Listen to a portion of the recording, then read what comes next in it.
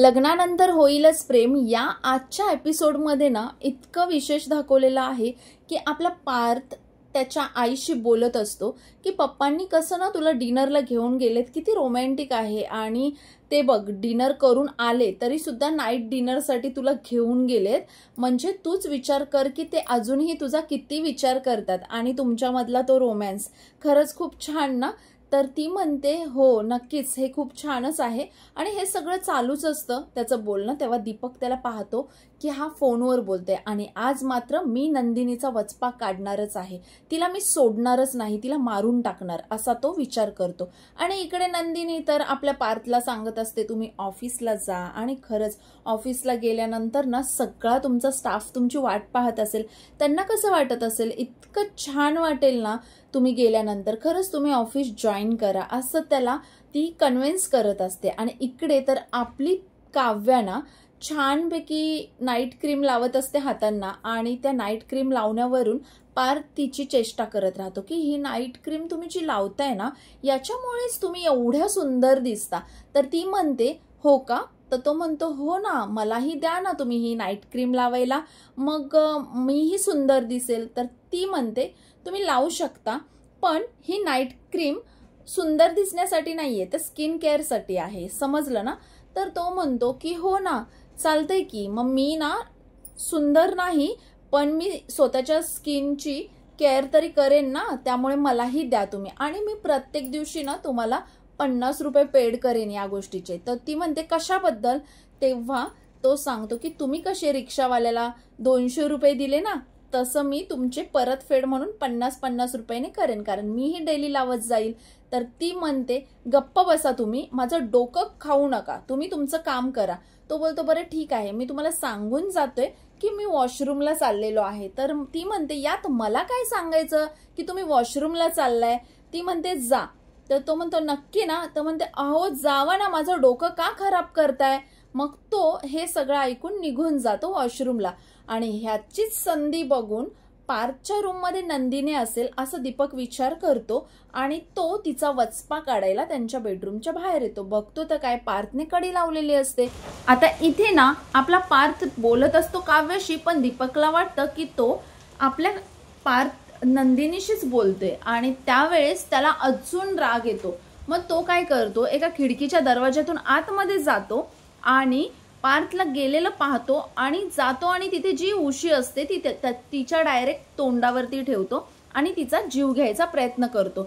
पण अचानकच काव्या ओरडायचा प्रयत्न करते, स्वतःला वाचवायचा प्रयत्न करते आणि त्याला जोराची पायाने लाथ मारते, तेव्हा तो बाजूला होतो. आणि यानंतर ती पाहते तर काय की हा कुणीतरी हमलेखोर आहे. आणि दीपक पाहतो तर काय, अरे ही नंदिनी नसून ही काव्या आहे, पण आता ही ओरडतीये तर मी काय करायला हवं.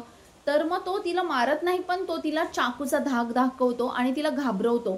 पण तोपर्यंत पार्थ वॉशरूम मधून बाहेर येतो आणि पाहतो तर काय की आपल्या काव्यावरती हमला होतोय. हे पाहताना तो त्याला पकडायचा प्रयत्न करतो आणि तिथून दीपक पळायचा प्रयत्न करतो, पण तो पार्थच्या हाताला लागतो आणि पार्थ त्याला पकडतो सुद्धा. पण आता सगळेच जमा होत आहेत हे पाहताच दीपक त्याच्या ताकदीने पार्थला ढकलून देतो आणि तिथून पळून जातो. पण आता इकडे मात्र काव्या खूप घाबरलेली असते आणि नंदिनीला जाऊन मिठी मारते. आणि नंदिनी तेव्हाच म्हणते काय झालं, असं कसं काय, कोणीतरी आपल्या घरात येऊ शकतं, एवढा हमला करू शकतं, का करू शकतं, असं कसं काय होऊ शकतं, हे खूप हॉरिबल आहे. आणि हे ऐकून मात्र ना आपल्या जीवाला खूप त्रास होतो. मग जीवा काय करतो, बघायला जातो की सिक्युरिटी कुठे गेलेत, काय झालं, कसं काय येऊ शकला तो. आणि जीवाचा मात्र जीव खालीवर झालेला असतो. आणि यानंतर काव्या सांगता सांगता बोलता बोलता बोलून जाते की त्याने असा हल्ला केला, तो असा आला, त्याने माझ्या उशी ठेवली.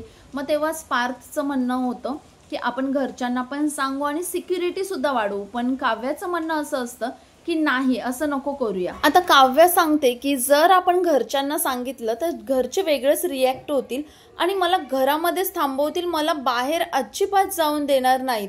आणि हा हल्ला मला असं वाटतं की कुणीतरी चोरी करण्यासाठी आलं आणि त्यांच्या हाती मी लागल्यामुळे त्यांनी घाबरून माझ्यावर हल्ला करायचा प्रयत्न केला असं मला वाटते. त्यामुळे सिक्युरिटी वगैरे पण नको आणि घरातही कोणाला सांगायला नको. पण एका क्षणाला असं वाटलं की जेव्हा त्याने उशी ठेवली होती असं वाटलं की माझा जीवच जातो की काय. तेव्हा ना मात्र जीवा हे ऐकून मोठ्याने ओरडतो तिला की जीव जाण्याबद्दल काही बोलायचं नाही, समजलं ना, जीवाबद्दल काही बोलायचं नाही की जीव जाईल वगैरे. आणि हे पाहून मात्र नंदिनी आणि पार्थ आणि काव्य सुद्धा जीवाकडे बघायला लागतात. आणि हे रूप जेव्हा काव्य आपली जीवाचं पाहते ना, तेव्हा तिला आश्चर्यच वाटतं की हा जीवा खरा आहे की जो नेहमी माझ्या ताईसोबत असतो तो जीवा खरा आहे. नेमकं मी काय समजायचं, आणि याला एवढी काळजी माझी, हा किती काळजीने बोलला की जीव जाईल याबद्दल काही बोलायचं नाही. आणि हे पाहून काव्याला आश्चर्यच वाटतं आणि तिला प्रश्नचिन्हच पडतो की आता काय, ह्याचं माझ्यावर प्रेम तर आहे पण हा दाखवत नाही आणि असं दाखवतो की मी बदललोय आणि यालाही त्रास होतोच. आता नंदिनी बोलते की हिची झोप लागणार नाही तर ही माझ्यासोबत झोपेल. तेव्हा पार्थ म्हणतो की जीवा तू माझ्या बेडरूममध्ये चल, आपल्या बेडरूममध्ये पहिल्यासारखं आपण झोपूया म्हणून. तेव्हा जीवा म्हणतो की नको, मी बाहेरच झोपेल. तेव्हा पार्थ म्हणतो गप्पपणे बेडरूममध्ये चलायचं. आता नंदिनी काव्याला सुद्धा त्यांच्या बेडरूममध्ये झोपायला घेऊन जाते. जात असताना मात्र काव्या पलटून पलटून आपल्या जीवाकडे पाहते की माझ्या जीवाला किती काळजी आहे आणि दाखवत तर काहीच नाही, कसं होणार आमचं आता. या विचारांनी ती नंदिनीच्या बेडरूममध्ये झोपायला जाते आणि झोपायला गेल्यानंतर ज्या काही गोष्टी दिसतात तिथे काव्याला, त्याने होणारा त्रास काय आहे आणि काय उद्या होणार आहे एपिसोडमध्ये, हे पाहण्यासाठी आपल्या चॅनेलला सबस्क्राईब करायचं आणि व्हिडिओ आवडला असेल तर लाईक सुद्धा करायचं.